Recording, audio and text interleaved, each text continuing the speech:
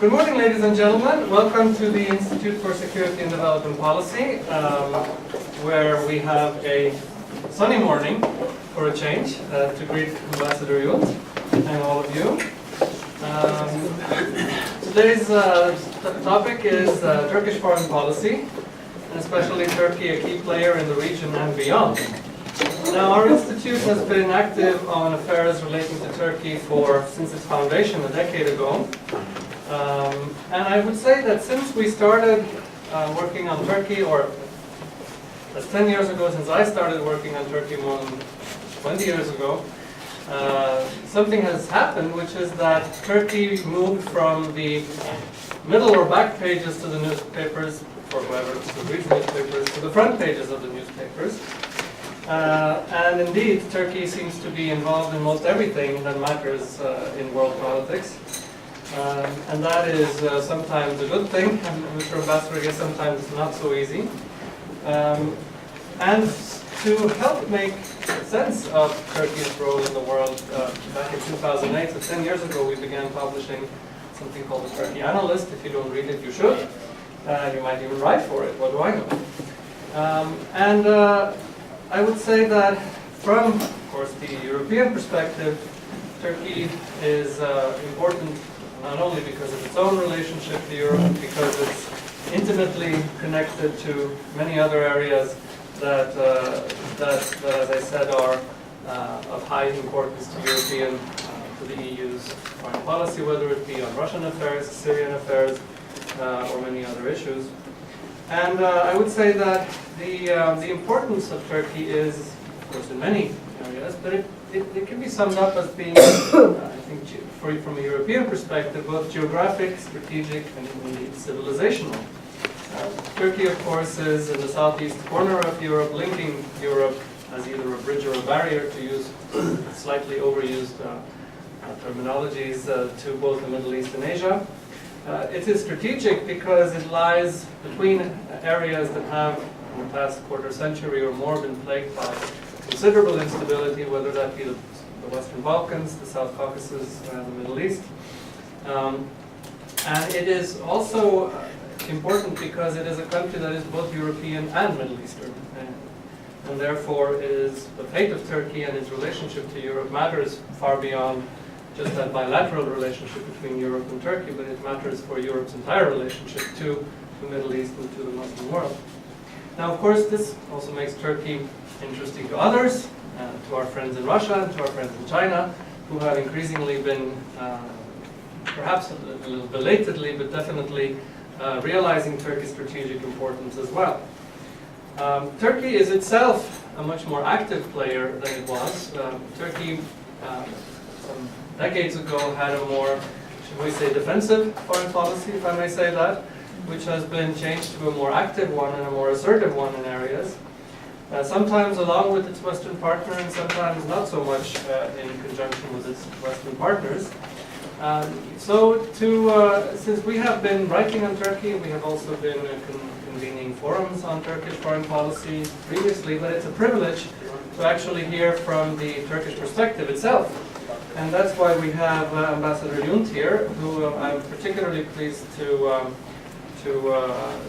welcome, since he is a graduate of the Middle East Technical University, like myself. Somewhat earlier than me, I must say. And that means he is my senior, of course, in that sense. And it's a pleasure to have you here.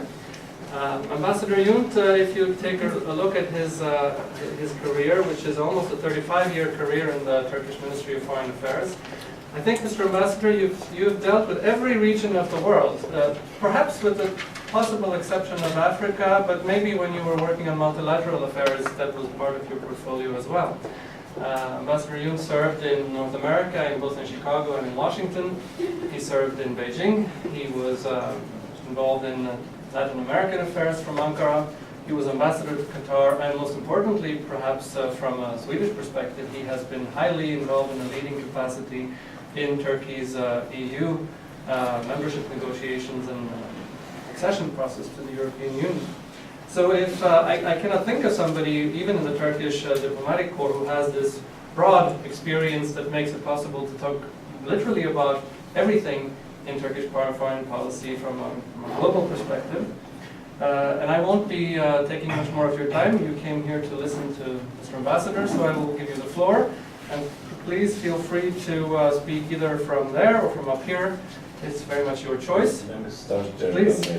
And then, yes, when you're done, when we have a discussion, we can give you. Thank you very much. Mr. Ambassador, the floor is yours. Thank you.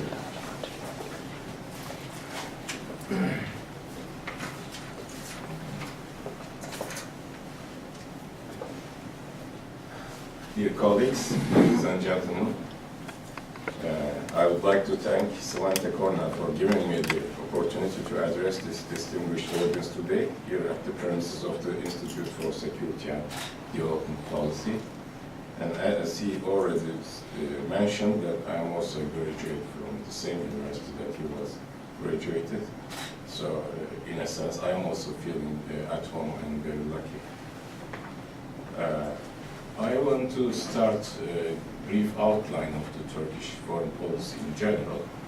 Then we can continue discussions on our foreign policy in any way that you want to ask or in any terms that you choose to discuss. The world is going through a very special and dynamic times these days. So as Svante mentioned, Turkey is rather in the front pages of the newspapers in the recent years. And I would mainly like to talk about how Turkey gradually increased her engagement in the region and in other parts of the world, particularly since 2002. Let me start with European and the transatlantic organizations. Turkey's main orientation has always been towards the West. Since the Ottoman times, Turkey has become one of the founding members of the Council of Europe in 1949 and entered NATO back in 1952. Turkey sees NATO as the linchpin of Euro-Atlantic security.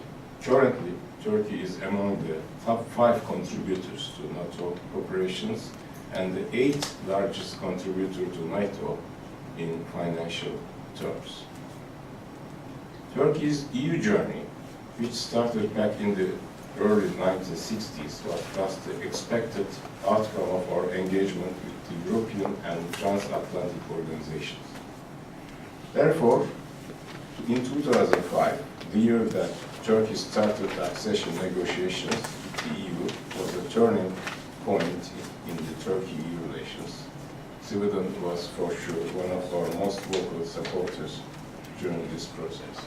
In 2005, I became the head of the EU negotiations department at the Foreign Ministry. We started with a great enthusiasm. In fact, we sent about 2,000 Turkish civil servants to Brussels to do the screening process with the European officials, and it was going very well in the beginning. After 1 year, things started to go in the negative direction, but I will dwell on that.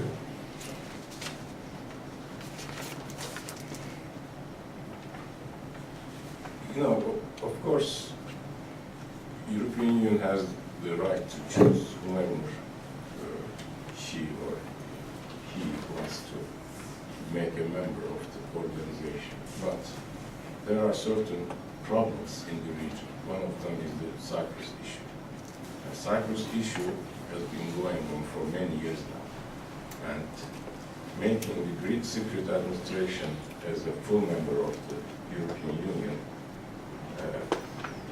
was a mistake on the part of the European Union in terms of the negotiations with Turkey, because it blocked everything, as I mentioned earlier, in just 1 year that we started, after 1 year that we started the negotiations to become a full member. And since then we have been feeling the influence of this negative development. We only opened 16 chapters so far with the European Union, 12 of which which was opened when I was in charge, which means that it was 10 years ago. Since then, we could only open 4 more chapters, and we cannot close any chapters because that was the decision taken by the EU. So the negotiations are not moving very well, and which is also affecting the Turkish foreign policy in general in a negative way. Of course, we warned our European friends about this, but they didn't listen to us.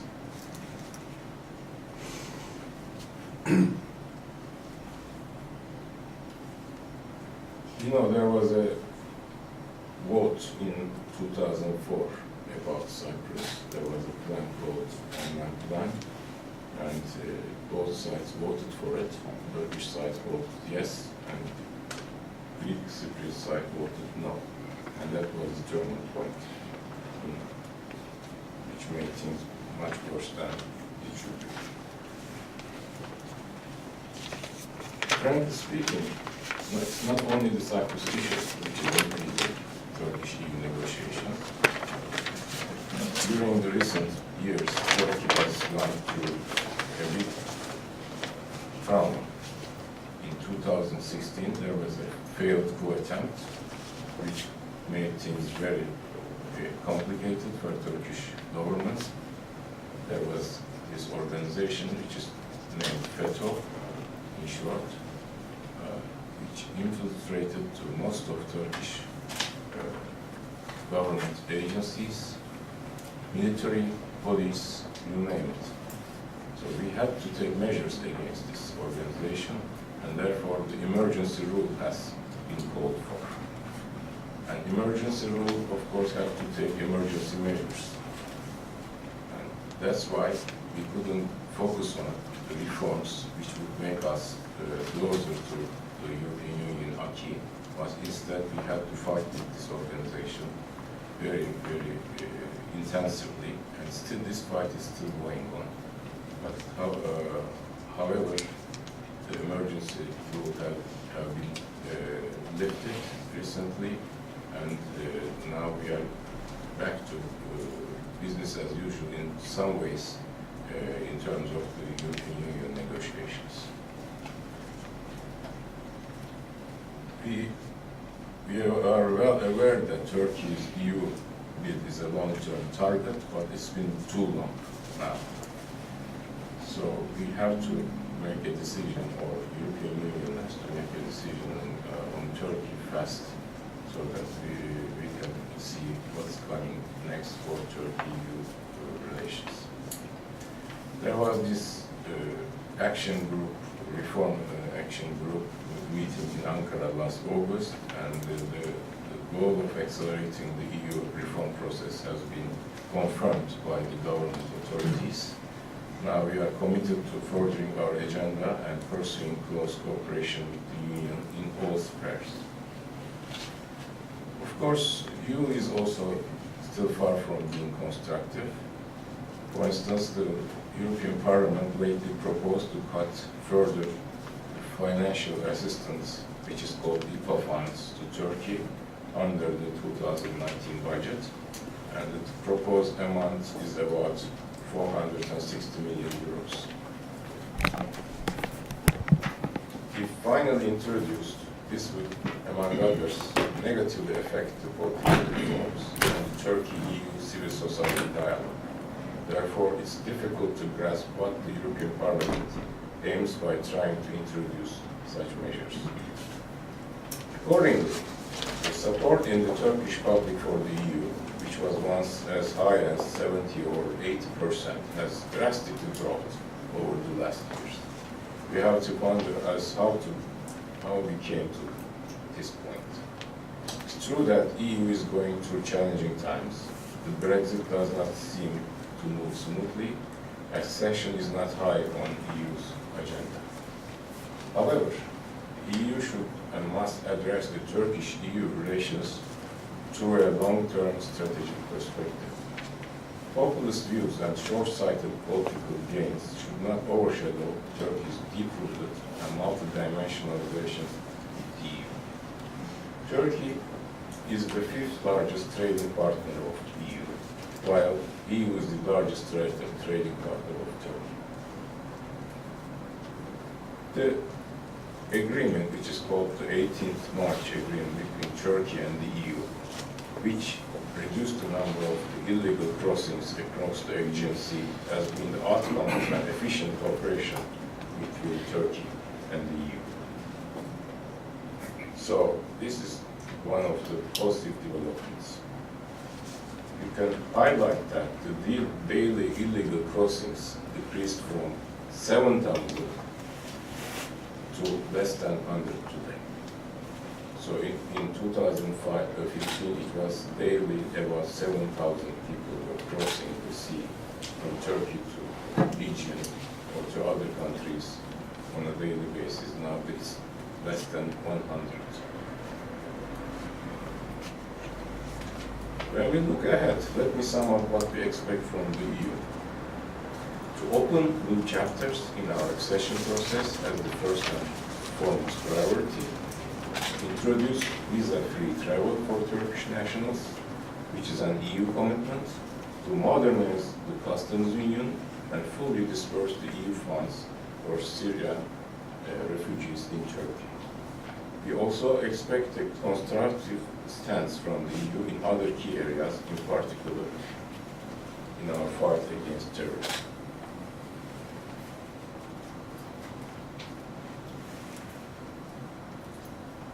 Turkey in the region is another area that I want to start. Turkey's geostrategic location has been instrumental in determining her role in regional and international politics. Our geography has provided us with various opportunities to foster regional cooperation. Turkey has been the founder member of the Black Sea Cooperation Organization initiative. BISEC does not only bring together the coastal states, but also ones in the wider Black Sea region, such as Armenia and Greece. And having been in charge of Turkey-BISEC relations before I became ambassador to Sweden, I can say that this is the only forum that certain members can sit together and talk to each other in the region. There is nothing, there is no other platform that some member states can do that. And it's very efficient and very productive organization. Turkey has also been one of the founding members of the Southeast European Cooperation Process initiative. Turkey has close interest in the Balkans and is a strong advocate of the European and Euro-Atlantic aspirations of the Balkan countries. Turkey has increasingly started to lead trilateral and quadripartite initiatives to build trust and bolster regional cooperations as well. For instance, Turkey, Bosnia-Herzegovina and Serbia, Turkey, Bosnia-Herzegovina, Croatia, Turkey, Afghanistan, Pakistan, Turkey, Azerbaijan, Georgia, and Iran. These are all regional mechanisms that we established with some of the friendly countries. Turkey has also given a momentum to its bilateral trade with the neighboring countries. Our trade volume with our neighbors, which totaled $13 billion back in 2004, now amounts to $72 billion in 2017.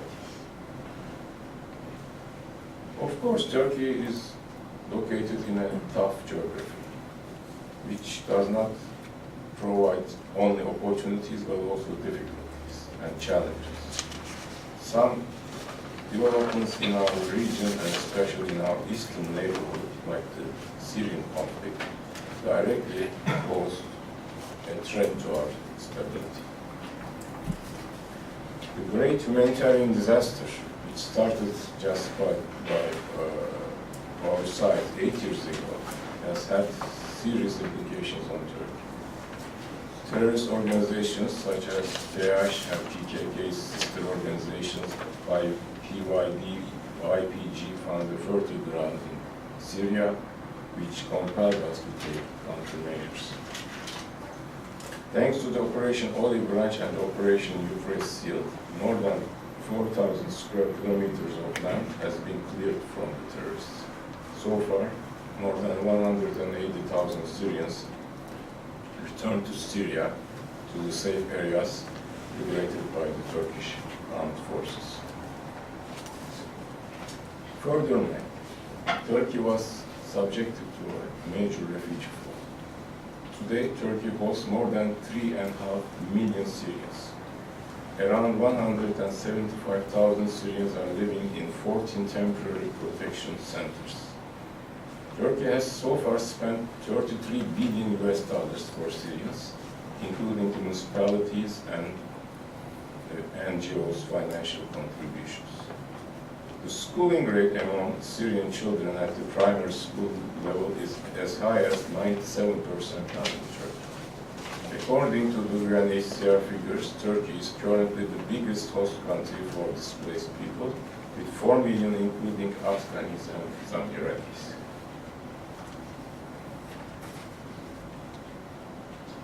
Turkey supports a political solution to the conflict of Syria on the basis of the established UN parameters.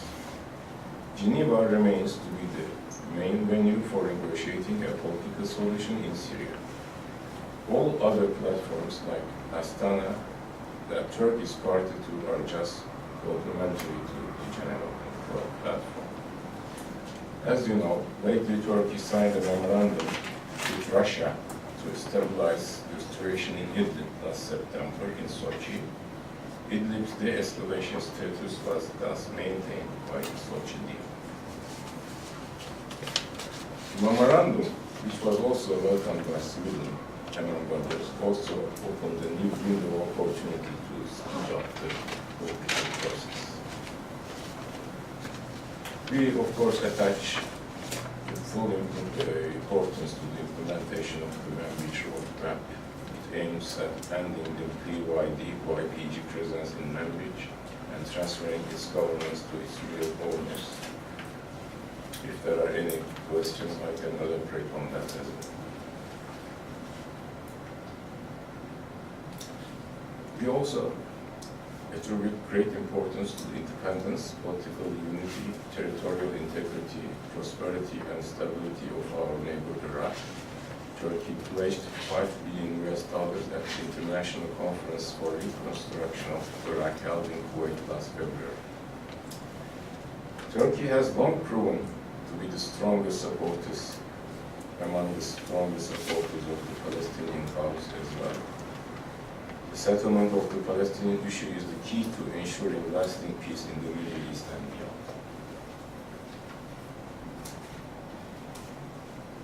However, the U.S. administration's step to move its embassy to Jerusalem fueled a cycle of violence in the region. Turkey hosted the OIC Extraordinary Summit just 7 days after President Trump declared that the U.S. recognized Jerusalem as Israel's capital. In Istanbul, the Islamic world voiced strong backing for Palestine once again. The Palestinian people should have their sovereign and independent state within 1967 borders, with East Jerusalem as its capital. Turkey also led other initiatives at the UN General Assembly on this issue.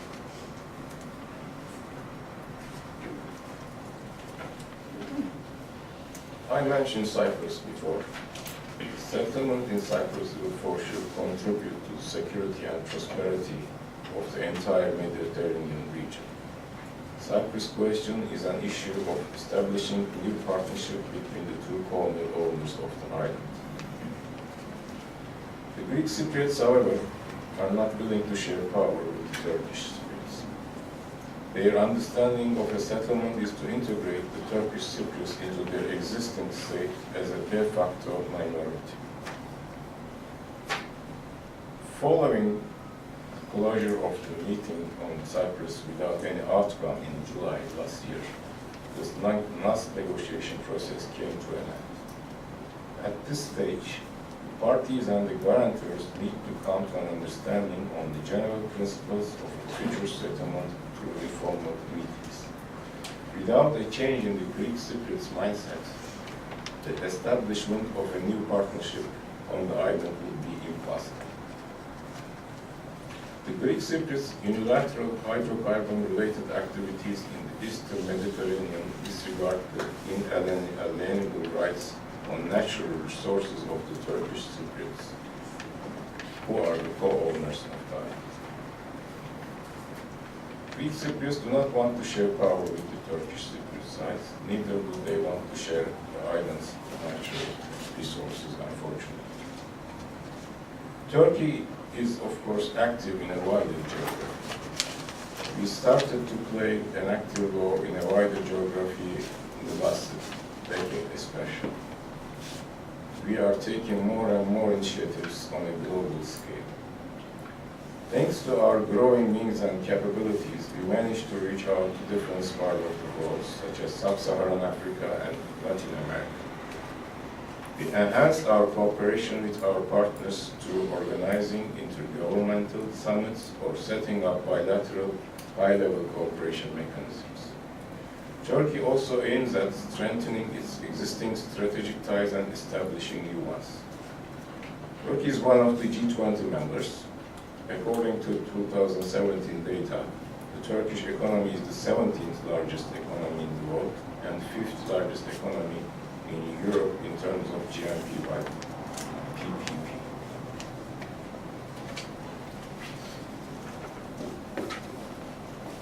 I was in charge of multilateral economic affairs in Ankara before I was posted to Sweden, and I had taken an active role in the organization of the G20 summit in Turkey in 2015, and we were holding the presidency of G20. And it was a very successful meeting. I still cherish the good memories. Turkey has assumed an active role in prevention of conflicts and their peaceful resolution, including through mediation. We also lead global initiatives to promote common values around the world. Let me refer to just a few examples. In 2010, Turkey with Finland spearheaded Meditation for Peace initiative within the UN network. The group of Friends of Meditation was formed under this framework.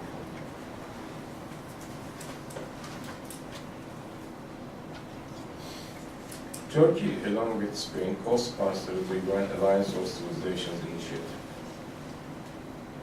And also, there is an humanitarian assistance provided to certain agencies of Turkey, which is ever increasing. Like the Yunus Emre Cultural Centers. Turkish Airlines flying to almost everywhere in the world is certain examples. We have invested in increasing the Turkish diplomatic network around the globe. We are now 240 missions in total, and we rank 50 in the world in terms of number of diplomatic missions worldwide. Turkey has been focusing on more and more on what we call as the humanitarian diplomacy. TİKA, the Turkish Development Cooperation Agency, is active in all continents but Australia. TİKA provides humanitarian and development assistance to 170 countries. According to the OECD Development Assistance Committee, Turkey's official development assistance totaled $8.1 billion in 2017.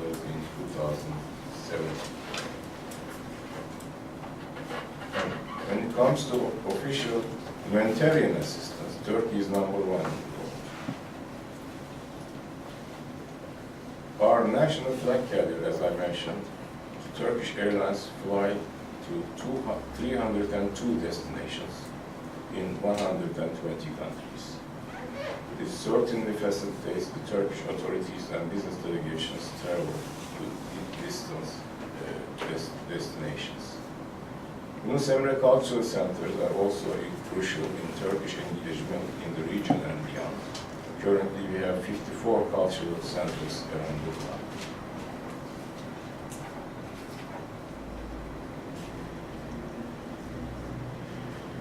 Our determination to engage in a wider geography has yielded tangible results. Our achievements in the African continent are striking. We not only deepened our bilateral relations with the African states, including the ones in sub-Saharan Africa, but also established contacts with the African organizations. Our relations and cooperation with the African states gained considerable momentum over the last decade, marked with frequent high-level visits. We currently have 42 embassies in Africa. It was only 12 in 2002. Our development agency's humanitarian and development assistance for the continent surpassed $1 billion as of 2008. Our trade volume with Africa was just $2.9 billion back in 2002. It reached $20.6 billion now. Turkey also provided scholarships to more than 1,300 African students to attend the Turkish universities for this academic year.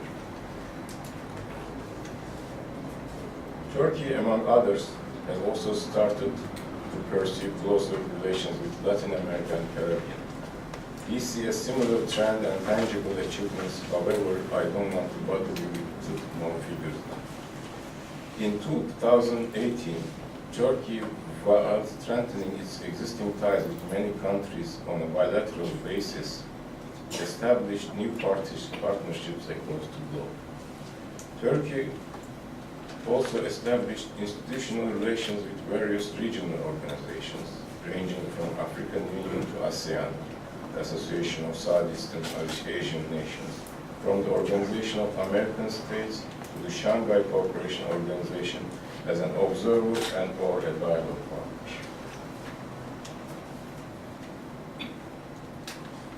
Allow me to say a few words about relations with Sweden. We have deep-rooted relations with Sweden, goes way back to Spain.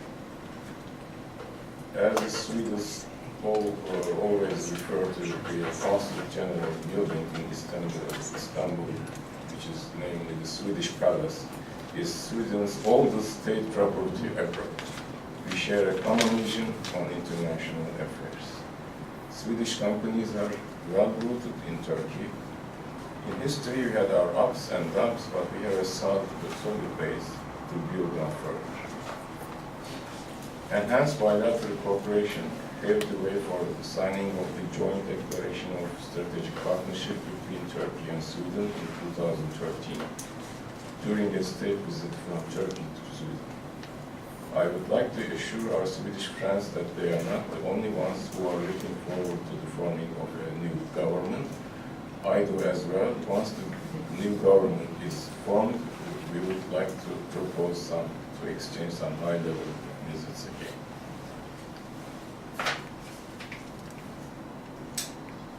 Finally, the Turkish foreign policy today is much more active on a regional and a global scale. The humanitarian and development assistance provided by Turkey has hit a record high level. We have established a new partnership in Eastern geographies. Turkey's fundamental foreign policy objectives have not changed, but we have diversified our targets. Therefore, there is no shift of axis, as alleged by some circles in the Western media. Full membership to the EU remains our strategic goal. However, Turkey's focus is not limited to Europe. We keep saying that our relations with the West and the East complement each other. Considering one as an alternative to the other is not in line with the opportunities and challenges of today's globalized world. During the 1950s, for instance, Turkey was criticized for pursuing two pro-Western policies. Now, there is a new Turkey, not the Turkey is the same as the 1950s Turkey. So is the world. Before I conclude, I would like to refer to what the veteran and one of the most visionary Swedish politicians, Mr. Carl Bildt, has said. Turkey has always been geostrategically important, but it was previously a passive player, and some appreciated precisely because it was passive. Now Turkey is a very active player. I think Turkey's foreign policy is essentially an added value for Europe and for Turkey's EU aspirations. Turkey, a regional power created on a wider strategic geographication along with enhanced diplomatic network and well-established diplomatic traditions, has the capacity and the necessary tools to pursue such ambitious foreign policy, and we will continue to do so. Thank you very much for your attention.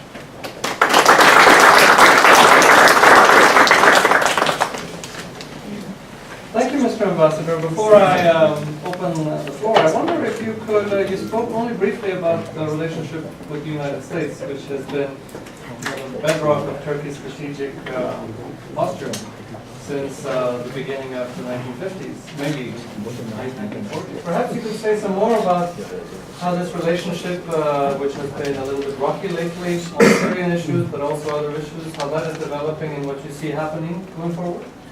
Yes, thank you very much. Of course, we are NATO allies with the United States, and since as you mentioned, we have been in very close relations since 1950s, especially after the Second World War. What we name we determine our relations with the United States as strategic partnership. But that doesn't necessarily mean that we are agreeing on everything which is going on around the world with the United States. We have had certain differences of opinion, especially in Syria, when the United States started working with YPG in its fight against certain local groups, because we consider YPG as a terrorist group and terrorist organization related to PKK. So we created a tension between Turkey and the United States, and then we sat down and we talked how to overcome this, and there is as I mentioned briefly, a Manwich agreement, in which things are seemingly going well, smoothly, and it's going slow. We need it to be accelerated, but so far we have been doing patrols with the United States military, and our military is doing patrols in the area as well. So I think that Manwich agreement is still holding. And of course we had this issue of Pastor Brunson, which created an unexpected deadlock in our relations, but now it's over. Pastor Brunson is out of jail and is released and is back in the United States. And we are expecting the U.S. government to lift the so-called sanctions on our ministers of Interior and Justice, which actually meant nothing to us because they had no assets in the United States anyway. But still, it's not good to take certain measures against friends and allies because we have been working very closely in NATO with the United States, and we can't hope to continue to do so. But of course, there is another issue, which is the FETO organization being hosted in the United States. Most of their members escaped to the United States. They are considered as regular people over there, but in fact they are very dangerous people. Their leader is there. He's living in a special mansion, as if he owns some part of Pennsylvania himself. But nobody touches him, and nobody does anything about him. But in the end, in the long run, the United States will understand that they are making a big mistake on trusting him. Because Fethullah Gülen is a very dangerous person. He has been trying. He started as a person who was against the Turkish secular and democratic system in 1970s. Then he made himself an agent of certain circles in the world, which would hire him to overthrow the Turkish government when necessary. And he tried to do that a few years ago, and that's why we've been suffering all these, things which has happened since then, including the emergency rule measures. But now we hope that in the end, the reality will be understood by the United that's all. Thank you very much. So the floor is open. I would ask you to identify yourself and any affiliation you may have and keep your question, or if you have a comment, please try to make it into a question. Let me put it that way. Who would like to be the first? Yes. I can go first. My name is Julian Tucker. I'm a junior research fellow here at ISDP.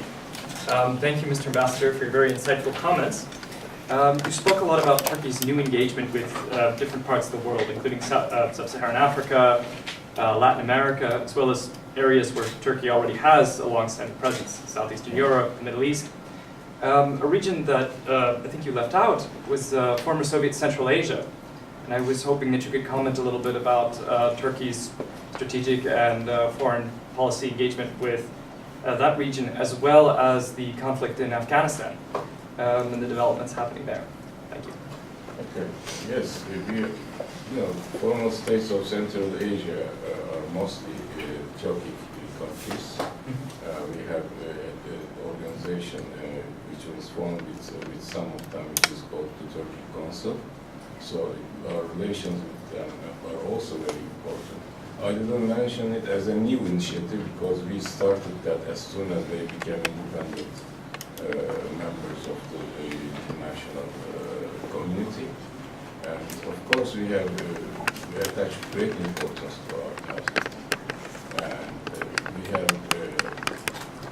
we also signed an agreement with China in terms of this new initiative, which is called the Belt and the Road. So it is important that all these states in Asia will continue to cooperate with each other linked through this new initiative, as if they were repeating the old Silk Road again. But it will take certain time and investment, of course. So it's not that it's not a cheap project. It's very costly. Turkey has a middle corridor which has been discussed for a while with certain members of the Central Asia. So we can easily adapt that middle corridor to the Belt and Road initiatives. And the recent visits have been mostly to Africa at the presidential level, and some to Europe by our president. But I think he's going to go to Central Asian countries soon. Of course, we have very good relations with Azerbaijan. Just the other day, they opened a new oil refinery in Izmir, Adia, the Star Refinery. It's a very big investment with Azerbaijan. And also we have this TANAP project, the natural gas pipeline going through Turkey towards Europe. These are very important projects which is to be realized soon. And yes, Central Asia remains to be a very important component of Turkish foreign policy. In terms of Afghanistan, Turkey has been very active within the NATO capabilities in Afghanistan. If I am not mistaken, we are still protecting the Kabul airport. And so it's Turkey's wish that all the internal conflicts in Afghanistan soon to be ended, and that this country and the Afghan people deserve to live in a very peaceful and stable environment. I hope everybody can work for this purpose, and Turkey's support will always be there. Thank you. Yes, sir. Yes, my name is Juarez, and I am a researcher at the Department of Political Science at Stockholm University, and also the Vice President of Stockholm Association of International Affairs. First of all, I thank you for a very interesting talk, and my question is about the murder of Jamal Khashoggi, the Saudi journalist who was lured to the consulate in Ankara, Saudi consulate, and then for some reasons he was murdered, which was initially denied by the Saudi authorities, but after 2 weeks by a investigation of the Turkish authorities, they admitted that yes, he was murdered. So my question to you is, how does this affect the relationship of Turkey with Saudi Arabia? Yes, it's a very unfortunate incident. we are sorry that this took place in our own soil in Istanbul. Having a diplomatic mission in one country does not give you any kind of right to do treat any person, any human being in such a horrific way. We are still continuing with the investigation. Saudis first, as you said, denied it, then they admitted it, but now they are still withholding information from us because we don't have the body yet. The remains are being sold by the Turkish police. We are going to complete this investigation regardless of what the Saudis are admitting or doing in terms of their own investigation or their own measures. But in the end, yesterday our president proposed this. If these people, the perpetrators, which are about, I think, 18, are arrested in Saudi Arabia, let's have them back in Turkey to Istanbul and let's try them in Istanbul so that the world can watch what's going on there in a transparent way. We don't want this, of course, crime to be just imposed on certain low-level individuals. Where it goes, it goes. We have to understand that who ordered this murder in an open and transparent investigation. Then, of course, if the Saudis are willing to cooperate with us in these matters, we consider Saudi Arabia as a friendly, brotherly country. I hope this decision did not come from the highest authority, but we have to wait and see who ordered this. And then, first of all, we have to complete the investigation. And to complete the investigation, we have to find the remains of the late Cemal Kaşıkçı. Then we have to the prosecutor has to bring out the final report to the government. Then, of course, the decision will be made. Yes, becoming the Swedish Defense Research Agency. I wonder what's the point of view from your side as to the U.S. Sanctions on Iran and its oil exports? To what extent did it affect Turkey? It affects Turkey a lot. We are neighbors with Iran. We don't want to have bad relations with Iran, and especially we don't want to cut our trade and economic ties with Iran. So we are negotiating with the Americans to have exemptions in these sanctions against Iran. We have done that before. It was accepted. Now we are going to try again because it's important that Turkey imports oil and gas from Iran. It's easier, cheaper for us, and Iran is our neighbor. Yes. Yes, hello, my name is Martina Krimis and I work at the Stockholm International Water Institute. You mentioned briefly the relations with Iraq, and you know that President Erdogan, he ordered the slowing of filling of the EU dam in light of the drought in Iraq. And I would like to know your view on water relations with your riparian neighbors. And also, if there is such a political commitment made by President Erdogan, what is then the cooperation between maybe the Foreign Office, but then the DSI and the technical organizations responsible for water management? Yes, water is a scarce product. It's not a product, actually. Resource. Turkey is not a water-rich country, but we've been building a lot of dams to regulate our resources, water resources. And there is an agreement between Turkey and Iraq and Syria about sharing the water. Sometimes the resources are not enough to let 500 cubic meters per second to Iraq and Syria, but we generally manage to keep the average of, for instance, if we cannot do that on a monthly basis, we try to do that on 3 months periods, that the average of water is going as committed to Iraq and Syria. But because of the conflict in Syria, and because of the certain latest conflicts in Iraq, the dams and the infrastructure have not been really a problem. So there is a lot of water going to waste, especially in Iraq and Syria. And we are not going to withhold water from our friends and neighbors. We are not going to. We are just using those dams to produce electricity, and then we are going to let the water go once we use them for the production of electrical power.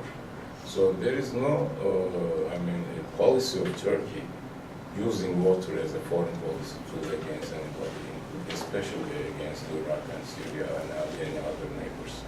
We are just trying to regulate water flow because we need it for electrical production.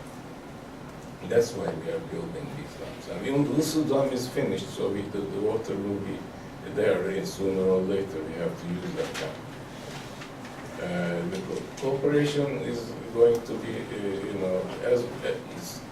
I understand there are certain, accusations against Turkey by foreign countries claiming that we are holding the water, not letting enough water, but that's not true.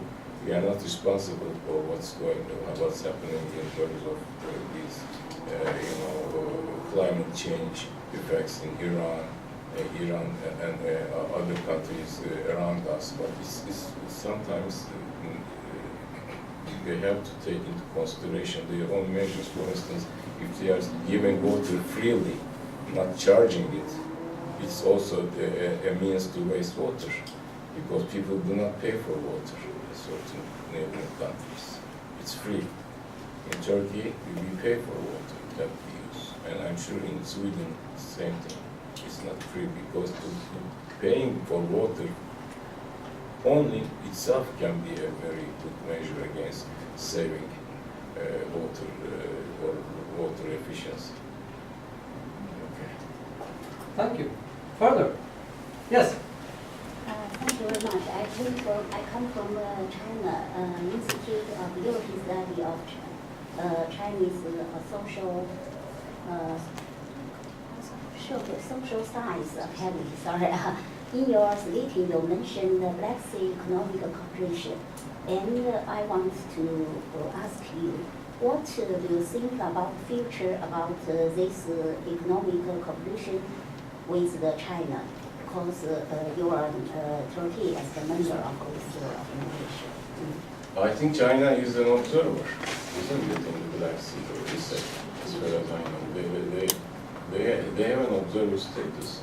This organization is mainly for Black Sea and regional countries which are in close proximity to the Black Sea. But we are accepting observer status. If China is not already an observer, it can easily become an observer. There is an application process. But as far as I know, China is an observer to Black Sea cooperation. And in the end, this Belt and Road project will end up in Anatolia, and then it will go to Black Sea, and it will going to use the same roads which are built around the Black Sea by Turkey and other Black Sea countries. So there is a potential for increasing cooperation between the SEC and China.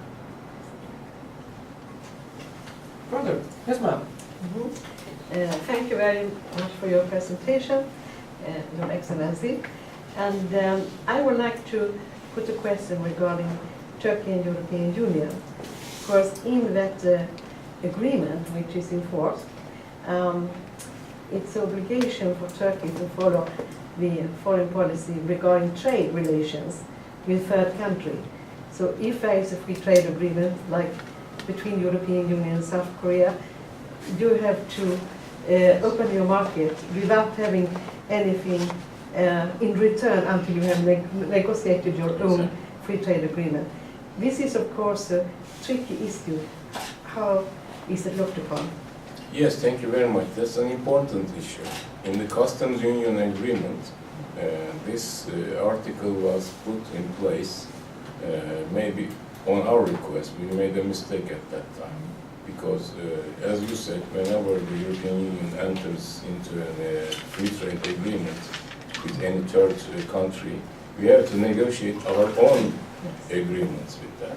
Turkey has about 20 free trade agreements in the world now, including EU as one free trade agreement. But the customs union is now and has to be renewed, renegotiated, and modernized and upgraded.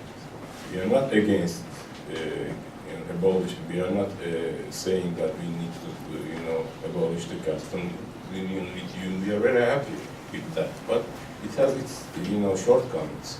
One of them is this article, because not every time the third country wishes to negotiate with Turkey a separate free trade agreement. Whenever the EU signs a free trade agreement with anybody. But nowadays, I think that trend has been slowed down. I don't hear EU negotiating free trade agreements with countries. It's Canada, but that's... but those are known ones. But of course, in the end, when they sign it, we have to negotiate. Otherwise, we are making a loss there. Although the one with the US was stopped. If they don't and that stop, would be tricky. That would be very, very, tricky for 20 days usually. But now we are waiting what's going to happen. But if we start the renegotiation of the customs union, then this article has to be renewed as well. Any further? Yes, ma'am. I'd like to know what will happen with the armed deal with Russia and your membership in NATO. Will that disrupt the relation to NATO? Because you are a very important regional ally of NATO and member of NATO. But with the deal, with the armed deal with Russia, this might disrupt the nature of the NATO cooperation. Well, actually, after this Arab Spring and the conflict in Syria, we realized that we needed this missile defense system to protect our territory. We applied to certain companies in the West, including the Americans, and they didn't want to sell them to us for political reasons. Then we had to find another seller. That's why we went to Moscow and we signed this deal with Russia to purchase the S-400 defense system. It doesn't necessarily mean that we are doing something against NATO at all.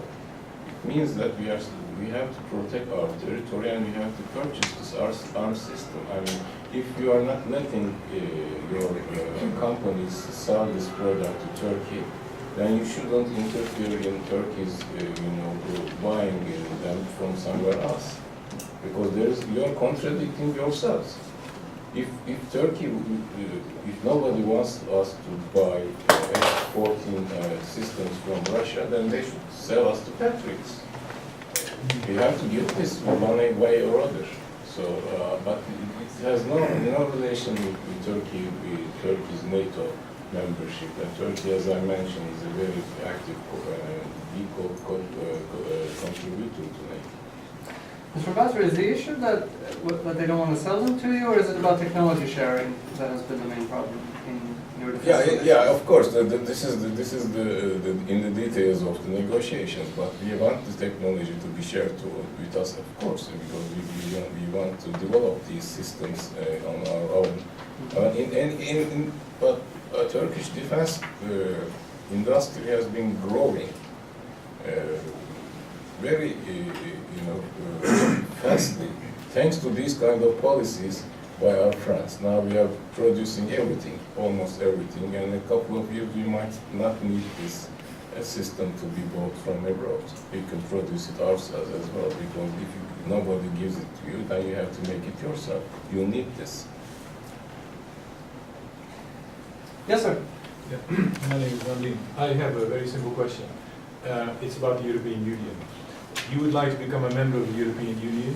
There's a country right now that wants to take out of the European Union.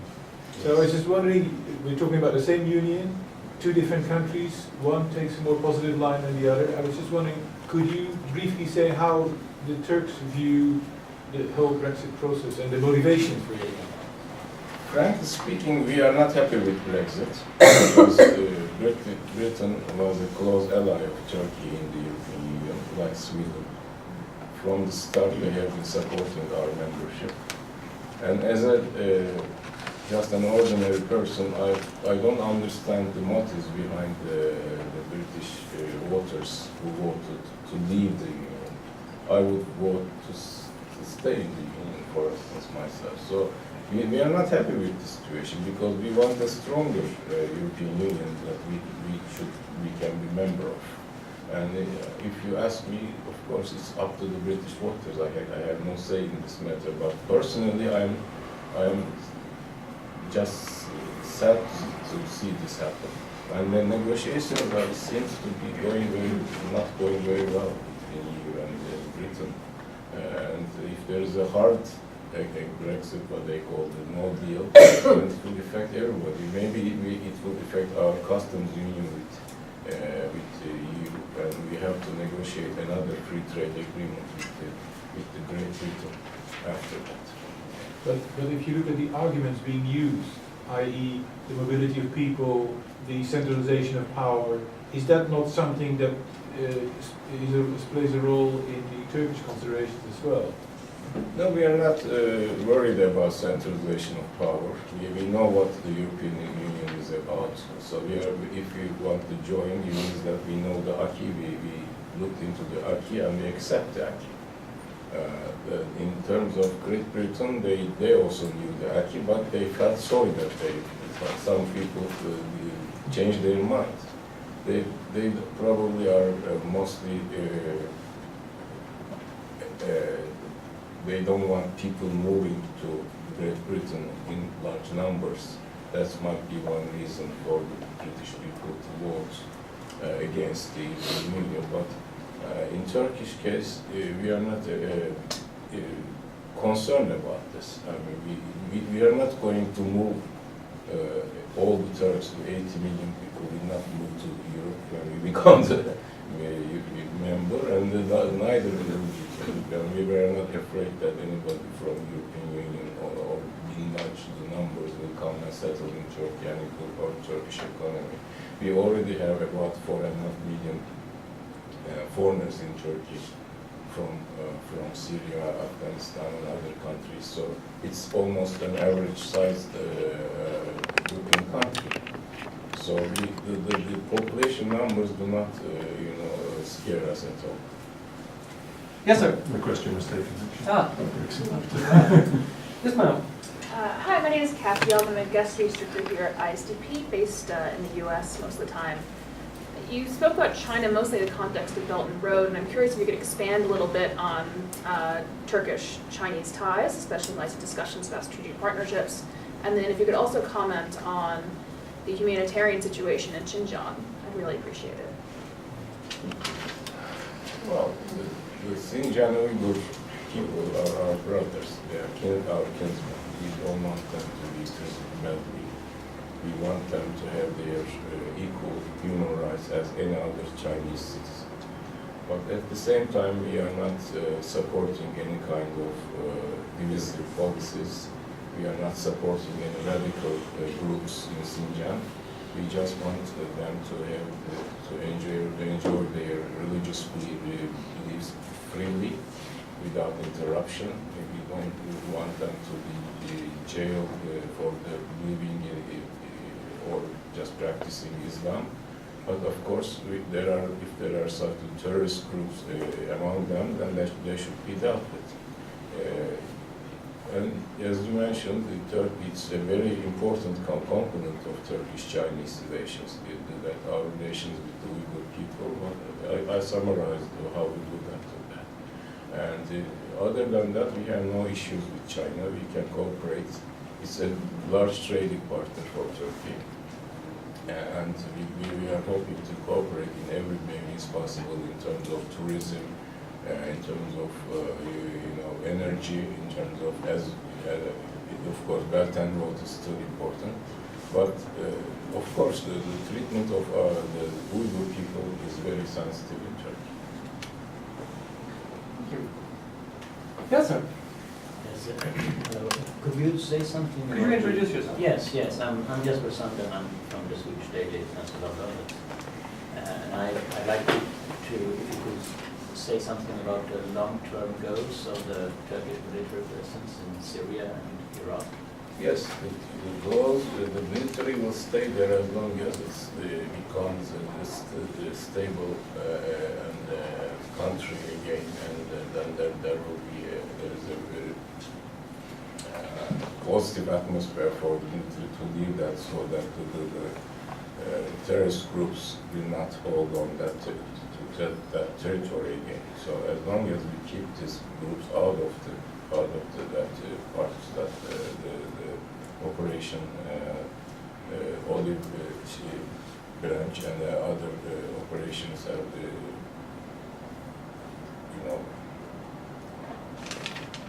safely removed these terrorists out of the certain parts of Syria. So the military will stay there.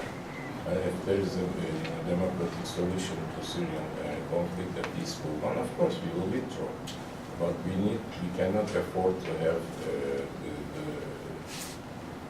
certain groups to operate near our border without any control of the border. And in Iraq? In Iraq, we are not interfering or holding territory in Iraq, but there are certain places that PKK is operating from, and the Iraqi government has told us that if in the meantime they cannot deal with them, it's beyond their capability to reach those areas. So we are going to continue in protecting our territory from the terrorists coming from that area as well. But aren't there, spheres of there where Turkey has tried to gain influence apart from the Kurdish question and the PKK and the YPG in Mosul and other places? No, that's not true. We are just there to fight with PKK and YPG. We are not using our military to get influence in Iraqi politics and especially in the northern Iraqi area. We are just fighting with the terrorists. Yes, sir, at the back. Yeah, as you said, it's a very, Turkey is a key player in the region, and this region is very interesting. There's a lot of things happening, so that's why I'm asking the second question. It's regarding the Turkish operation in north of Afrin, fighting the Kurdish-backed militia that's somehow allied with the United States, and they claim that it's the first line of defense when it comes to fight ISIS. But then Turkish feels threatened because there is a Kurdish rebel group that's fighting for autonomy for over 3 decades in Turkey. Fighting them somehow indirectly means fighting the US. So how would you see it? How would you comment on this? How does it affect the relationship of Turkey with the US? How is there any other way? Yeah. Yeah, actually, I meant to briefly touch on this issue when I answered the question on US-Turkey relations. Yes, we do not support this idea of using YPG against ISIS because we think that both of them are terrorist groups. Using one terrorist group against another, having another group to fight for instead of you like proxies is not helpful, and it's not going to achieve the results that you expect them to achieve. So we think that YPG cannot be part of the fight against ISIS, and ISIS has long been defeated. There is no need for there is no immediate threat coming from ISIS anymore, and then we can work on the future of Syria and Iraq. If there are any terrorist group which is disrupting the peaceful solution in Syria, we have to eliminate them, all of them. Yes, sir.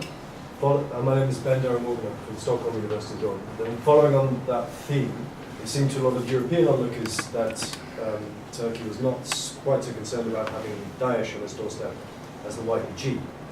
So while you say you can't use one terrorist group against another as a proxy, in terms of prioritization, I think back in 2015, probably most people here would have considered Islamic State as a bigger danger than the YPG in terms of Eurasian security.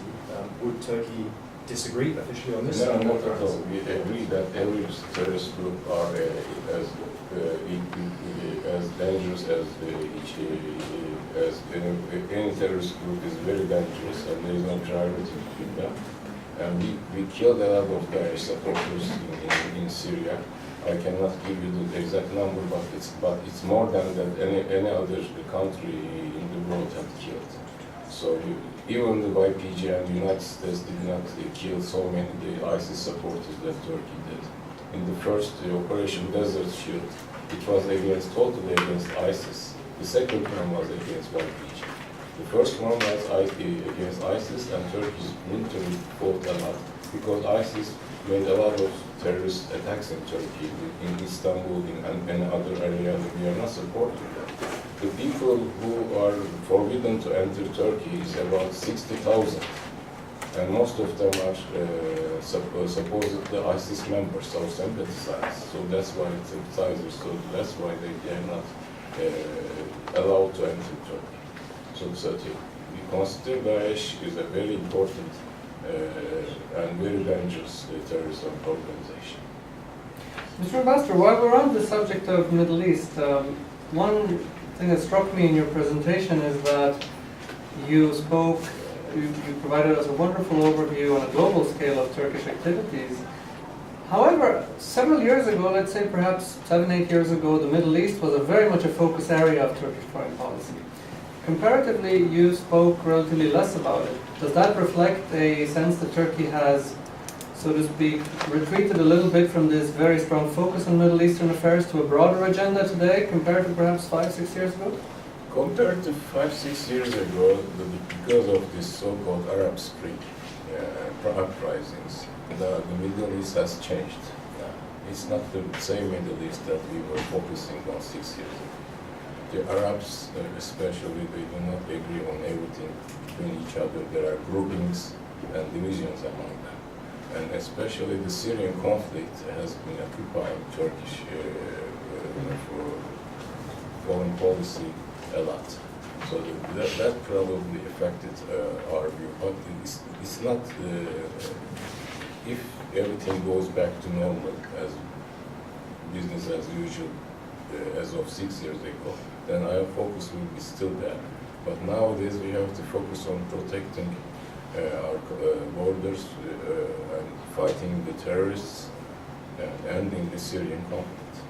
Would it be accurate to say then that Turkey initially after the Arab Spring had certain hopes for a regional development that would be in its favor, that called for a more assertive and activist policy, and now you have a more defensive one that is focused on protecting yourself from the, so to speak, overflow of problems from that region into Turkey? It's because of the realities on the ground. We can say that, because I cannot describe a better picture of Middle East compared to 6 years ago, unfortunately. But that doesn't necessarily mean that it will stay the same. Like maybe in the near future, or hopefully in the near future, we can solve this Syrian problem. Then we can focus on redevelopment or reconstruction of Syria, and helping the reconstruction of other countries as well. And then everybody is at peace with each other. Then we can go back to focusing on economic and cultural ties. But nowadays, the atmosphere is not there. We have to accept that. The priorities have changed, unfortunately. I think we have time for perhaps 1 or 2 more questions. Yes, ma'am. Yeah, Marianne Lennartz, Lund Stockholm University. I would like to go ahead a bit with Arab states, because with some Arab states there have been deepening the relationship with Qatar and now with Kuwait for Turkey. Yeah? Qatar and Kuwait? And also Kuwait started to discuss more close relations. Okay. And what I can see in Maghreb with Morocco and Algeria, in Morocco, for example, by stress the importance of the positive development between Turkey and Morocco. Well, we hope to have good ties with all Arab countries. All our Arab states are considered brother to us. So we are not choosing or differentiating between Arabic countries in terms of how to develop our foreign policy or how to develop our relations. Qatar is a strategic ally in the Gulf area because I was the ambassador, not because of that, of course. But it's been like that for the last 10 years. Yeah. That's true. But it doesn't necessarily mean that the other Arab states are not important. So we are ready to develop our ties with Morocco. I'm sure our ambassador there has been working on that.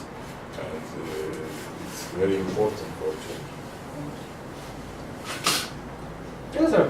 Yes, the Muslim Brotherhood, they're declared a terror organization in Saudi Arabia and Egypt. And could you say something about the Turkish view and support of the organization? Turkish view on Muslim Brotherhood is that we do not consider them as a terrorist organization. And it's well known, and we made that very public when the coup took place in Egypt 5 years ago, I guess.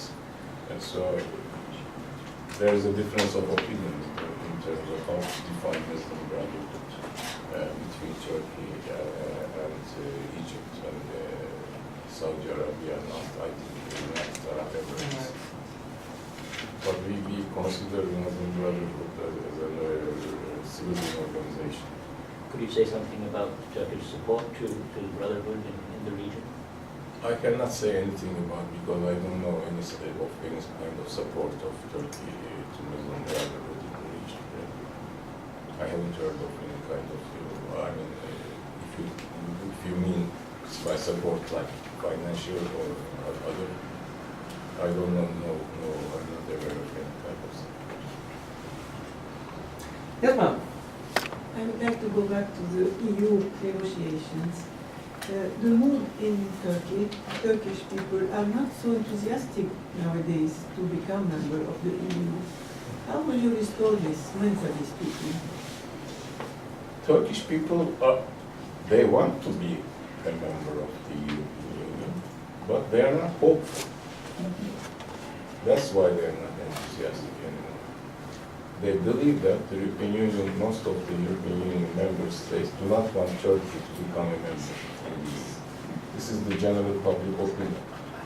So if they, I think it's safe to say that they lost interest or they lost hope. They believe that this is not going to happen. Most people, maybe 70–80%. Things like that. But if you ask the same question as whether they want to become a member, they will say yes. The same 70–80% will say yes, that they want to become, but they are not hopeful. I think, Mr. Ambassador, we have tired you. Thank you for your very broad overview of Turkish foreign affairs. I think we touched on almost every part of the world except Oceania. Maybe next time we can do that. But I'm sure we will have future opportunities to return to the subject of Turkey and its role in the world with you, perhaps with others, perhaps with visitors from Ankara. For now, I thank you very much for your candor and for your comments, and we wish to see you all here again very soon. Thank you very much.